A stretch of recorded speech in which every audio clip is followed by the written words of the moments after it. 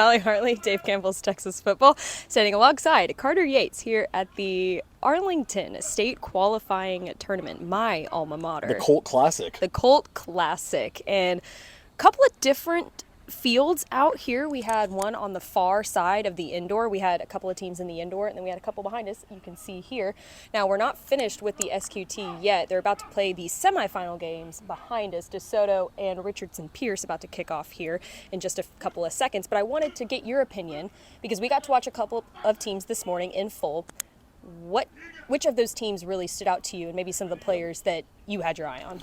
I think Arlington Lamar in that indoor field stood out to me. It starts off with Braylon Williams, the 6'2", 225 linebacker with 40-some-odd offers. And we were asking, like, hey, is Braylon Williams there? I think that's him, the middle linebacker. And right on cue, he made a diving interception. And yeah, we were like, we're trying to find him, and we're like, oh, he's right there. Like, newsflash, it's the 6'2", 225 guy. Yeah. He had 151 tackles last year for Arlington Lamar, going to be a junior. But what really impressed me was his pass defense that he's working on. And then a couple of the other secondary pieces, Zion Johnson was Defensive Newcomer of the Year last year as a slot cornerback. And then Shahariam Thurston, who is a 6'3", 180-pound cornerback. Arlington Lamar has a lot of length in the secondary, and I really like their defense. I really liked them, too, when we saw them. We also got to see North Forney play in full, too, and I was really, really impressed by them. They lost to DeSoto earlier on this morning, but still, they've got a couple of pieces everywhere that I thought looked really impressive. Legend Bay, their quarterback, wasn't in attendance for today, but of course, their cornerback, Ryan Gilbert, who is an SMU commit, we did his live commitment. He had a couple of good pass breakups that we saw, and then of course, my standout, definitely Briceson Thrower, the 2027 wide receiver for North Forney, has over 20 offers, and he just looked absolutely amazing today. He had 2 touchdowns, I believe. One of them was like, it was an over the shoulder. He caught it right in the bucket here. It just looked really, really good. Can you kind of explain his recruiting journey? Because I wasn't really familiar with Thrower until a couple of weeks ago. I feel like he's been a pretty fast rising recruit. Yeah, well, he's not from here. I believe he's from Kansas, and he ran track in high school as a freshman in Kansas, transferred over to Texas for his sophomore year. He just played his first year at North Forney as a sophomore, and we watched him at the spring game a couple weeks ago when Ryan Gilbert committed live on our airways to SMU, and he had a couple of really fantastic contested catches, and he kind of I don't want to say blew up then, but he got like 4 offers in one day. Right after a couple of really, really nice catches that he had during the spring game.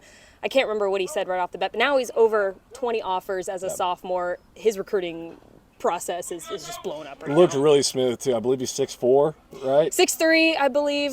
He looks really good out there. Really he passes smooth. the eyeball test for sure. And his ball tracking on the deep balls is really special. So I really love the energy that North Forney had with Marcus Shavers going into his second year there.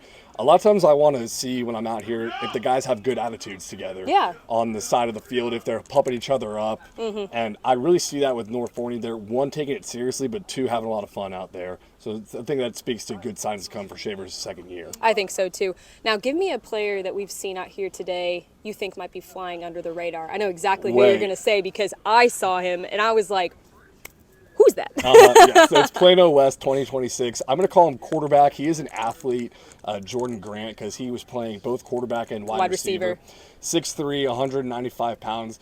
Looked as smooth of an athlete and as physically impressive of an athlete as any of the D1 recruits we saw out here. He has no offers right now, but we talked to some Plano West coaches, and they said that Wyoming and Boise State have shown interest.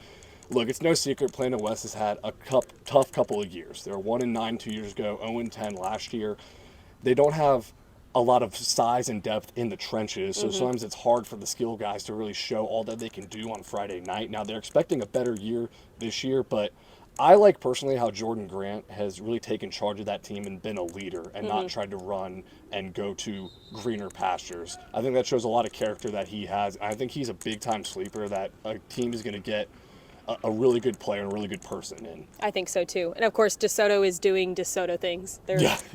They're looking to qualify here for the state 7-on-7 tournament in College Station in just a couple of weeks, but they look impressive as always. I mean, they look really solid on defense and obviously have a lot of weapons on the offensive side of the ball too. I'm excited to watch them in the state semifinal game. I think a big question with DeSoto is what their passing game is going to look like. Yeah. Now, of course, they've got Ethan Booby Feaster, who reclassified to the 2026 class, one of the best wide receivers to come from DeSoto, but you wonder who's going to step in at quarterback for Keldon Ryan. And Legend Howell looked really good. Another legend. Another legend.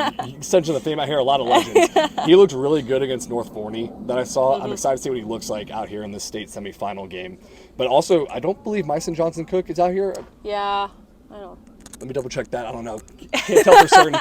But he's another really good. We don't have rosters, okay? Yeah, sorry. We're out here roughing it. But he is like a 10-3-3 guy. He was in that viral track video of. Oh, yeah.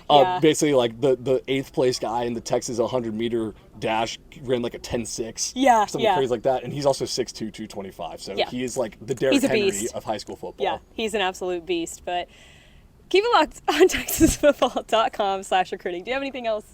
No, you got anything else? Nope, we're good. We'll see you next That'll time. do it.